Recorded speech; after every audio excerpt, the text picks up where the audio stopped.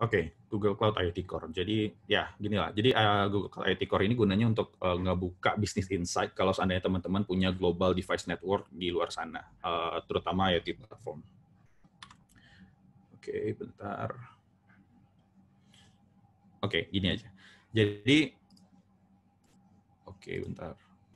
Kayaknya ada internetnya agak slow. Di sini ada gambar sebenarnya. Saya nggak tahu kenapa. Tapi anyway, jadi Google Cloud IoT Core itu sebenarnya ada di tengah-tengah sini. Jadi di sini ada gambar Raspberry Pi sebenarnya. Yang kalau seandainya teman-teman lihat di sini ada Raspberry Pi di sini, dan kemudian di sebelah kanannya ada aplikasi IoT di smartphone kita. Nah, sebenarnya yang dilakukan oleh Google Cloud IoT Core itu adalah menjembatani si device tadi dengan aplikasi kita sendiri. Nah, di tengah-tengah sana, di antara Google Cloud IoT Core ini ada beberapa produk Google yang bisa diintegrasikan. Jadi ada Google Cloud PubSub, ada Google Cloud Data Flow untuk data processing, ada Data Studio untuk namanya apa sih BI untuk ngelihat visualisasi. Kemudian ada BigQuery juga untuk nge-run query, nge-run analytics segala macam. Ada Google Cloud Machine Learning kalau seandainya kita pengen mengintegrasiin produk IoT kita sama machine learning. Dan ada Cloud Function untuk ngeproses data dari si IoT Core itu sendiri. Kemudian kita lanjut. Oke, jadi ada beberapa fitur dari Google Cloud IoT Core. Jadi yang pertama itu ada Device Manager. Jadi gunanya Device Manager itu sebenarnya untuk maintain logical configuration dari device-device kita. Kita nanti akan masuk ke sini.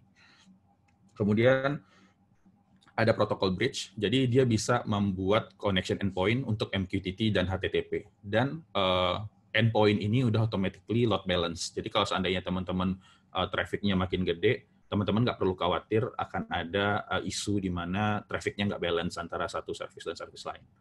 Kemudian ada juga role level access control. Jadi karena si Google Cloud IoT Core ini udah integrate sama produk Google, jadi dia juga terintegrasi dengan IAM, Identity Access Management Role di GCP. Jadi kalau seandainya teman-teman punya service account atau punya user role tertentu, teman-teman bisa integrasiin juga ke si Google Cloud IoT Core. Terus gateway.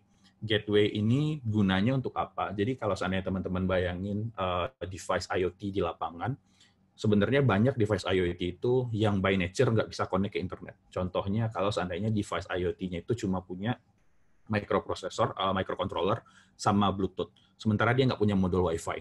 Terus gimana caranya supaya device-device tadi bisa tetap connect ke Google Cloud? Yang dilakukan adalah kita akan punya sebuah device gateway yang bisa terkoneksi dengan Google Cloud IoT Core, tapi nanti device-device kecil kayak si Google Cloud, microprocessor dan si Bluetooth device tadi akan connect ke gateway. Jadi dia si gateway ini semacam router lah yang akan mengkonekkan data-data device-device tadi ke internet. Jadi yang device yang Bluetooth tadi nggak perlu connect ke internet, tapi tetap bisa ngirim data ke Google Cloud. Yang berikutnya adalah ya enable high frequency atau low latency communication. Jadi sebenarnya kalau kita pakai Google Cloud IoT Core, kita bisa ngirim data yang dalam jumlah yang banyak dan juga menerima data dalam jumlah yang banyak. Jadi ngirim data itu contohnya kayak komen. Misalkan kita mau nyalain AC, itu salah satu komen. Kita bisa nyalain AC mungkin dalam hitungan 10 kali per second, 20 kali per second, bahkan ratusan kali per second kalau kita punya banyak device. Dan low latency itu maksudnya ya sederhana. Latency antara pengiriman data sampai datanya nyampe di device itu kecil banget. Kemudian ada real-time metrics dan log juga. Jadi real-time metrics ini karena si lagi-lagi IoT Core ini udah integrate sama produk GCP, jadi kita bisa lihat metrics dari si device dan juga log dari device tadi di Google Cloud. Kira-kira kayak gitu. Itu dengan menggunakan Google Cloud Stack Driver untuk memonitor device log dan metrics. Nah, kira-kira arsitektur Google Cloud IoT Core itu kayak gini, sederhananya. Jadi ini ada device. Device itu nanti akan connect dengan Google Cloud IoT Core di box yang biru. Dan di dalamnya itu ada beberapa komponen. Yang pertama itu ada MQTT atau HTTP Protocol Bridge.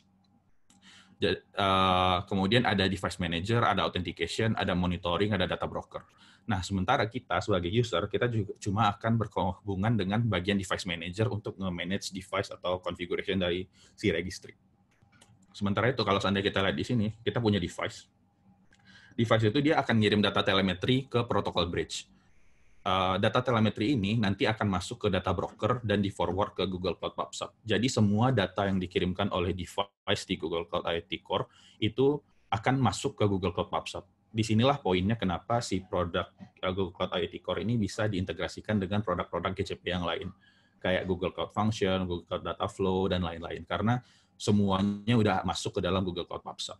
Nah, sementara kalau seandainya kita ngirim config update, misalkan kita pengen mengubah konfigurasi device, itu nanti akan dikirimkan juga melalui MQTT atau HTTP Protocol Bridge langsung ke device-nya. Nanti kita akan punya demo juga tentang ini.